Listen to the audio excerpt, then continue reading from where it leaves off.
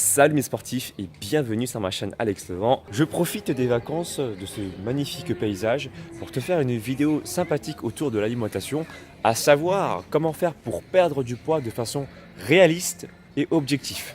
Il y a beaucoup trop de personnes encore qui se donnent des objectifs tout à fait irréalistes, du style par exemple perdre 30 kg ou 40 kg, un truc de dingue, et ils ne vont jamais y arriver parce que c'est tellement dur qu'ils vont se frustrer, ça va leur démotiver et du coup ils vont jamais atteindre leur objectif. Donc le but de cette vidéo, c'est de te partager une stratégie à mettre en place sur du court terme, du moyen et sur du long terme pour pouvoir perdre du poids de façon efficace. C'est parti. Alors concernant l'objectif de long terme, qu'est-ce que ça veut dire? Alors par exemple, tu as prévu un événement bien particulier, par exemple un mariage. Pour perdre du poids de façon réaliste, ce qu'on dit en fait, c'est qu'il faut perdre entre 1 à 2% au maximum de ton poids de corps par semaine. Donc 1% pour ceux qui ont la tête sur les épaules, qui veulent se donner du temps, entre guillemets, et 2% de ton poids de corps par semaine pour ceux qui sont vraiment déterminés et qui veulent perdre du poids de façon un peu plus rapide, mais tout en restant réaliste. Je vais te donner un exemple concret. Pour une personne qui pèse 90 kg, il faudrait qu'elle perde, si elle veut perdre 2% de son poids de corps par semaine, donc un objectif rapide mais réaliste, voilà, c'est le maximum, on va dire ça comme ça, eh bien elle peut espérer perdre 1,8 kg par semaine, ce qui correspondrait au bout de 12 semaines, donc au bout de 3 mois,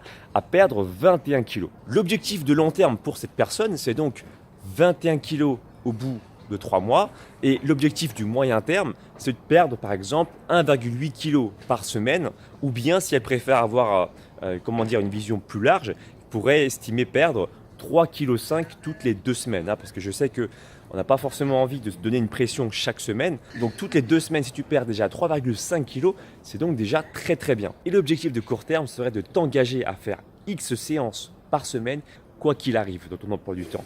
Donc par exemple, si tu te fixes 3 entraînements par semaine, tu te débrouilles du lundi au dimanche pour pouvoir les placer ces entraînements-là, même si tu as un emploi du temps de ministre. Une autre astuce qui va te permettre de bien faire ces séances de sport pour être sûr de ne pas les louper, c'est de faire des séances de sport courtes et intenses, ce qui va te permettre de ne pas avoir la flemme et donc de les fixer dans ton emploi du temps, même si tu n'as pas beaucoup de temps à consacrer au sport. Et en termes de calories, parce qu'il faudra être en déficit calorique quoi qu'il arrive pour que tu puisses perdre du poids. Qu'est-ce que ça veut dire un déficit calorique? Que tu dépenses plus d'énergie que tu n'en consommes par jour, qui va te permettre ainsi de pouvoir perdre du poids. D'accord? Donc ça c'est la base. Pour savoir comment faire pour être en déficit calorique, en fait il y a 2 méthodes bien particulières. La première, c'est de faire un calcul de tes apports en calories. Je l'ai déjà expliqué dans une ancienne vidéo que tu pourras retrouver en haut à droite de la vidéo, tu pourras cliquer dessus tout à l'heure. Et je t'incite au fur et à mesure de te fier à tes ressentis alimentaires. Alors le fait de calculer tes besoins en protéines, glucides, lipides, c'est rassurant, ça c'est sûr.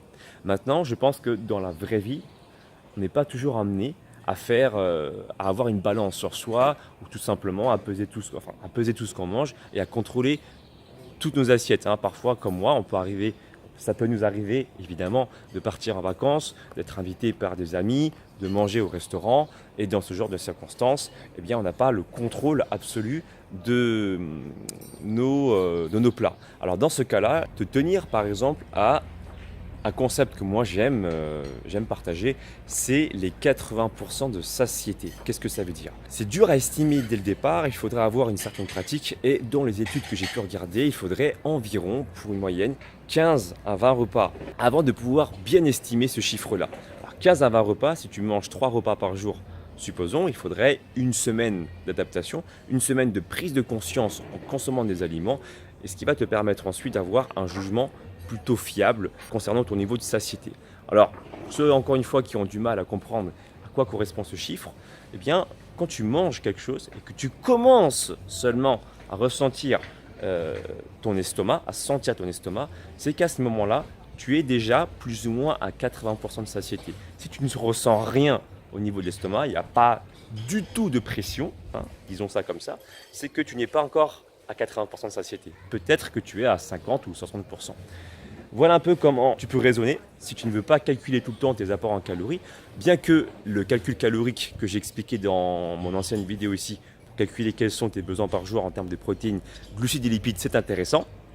Ça reste quand même contraignant pour beaucoup de personnes, dans le sens où dans la vie de tous les jours, on n'est pas toujours amené à peser nos aliments. Comme tu le sais, on peut être amené à partir en vacances comme moi je le fais. On peut être amené également à manger au restaurant très souvent. Ça arrive très fréquemment, même pour des raisons aussi professionnelles, hein. Et à ce moment-là, nous ne maîtrisons pas nos plats et il est important de pouvoir s'arrêter de manger à temps pour ne pas exploser le compteur calorique, pour permettre ainsi de perdre du poids de façon efficace et durable dans le temps. J'espère que cette vidéo t'aura plu. Exprime-toi dans la barre des commentaires pour me dire combien de kilos tu devrais perdre en respectant du coup la logique que je viens de te partager, à savoir perdre entre 1 à 2% de ton poids par semaine. Dis-moi ton chiffre dans la barre des commentaires. N'oublie pas non plus de me suivre sur les réseaux sociaux, Facebook, Instagram, Snapchat et Twitter. Et moi je te dis à très bientôt. Ciao, ciao.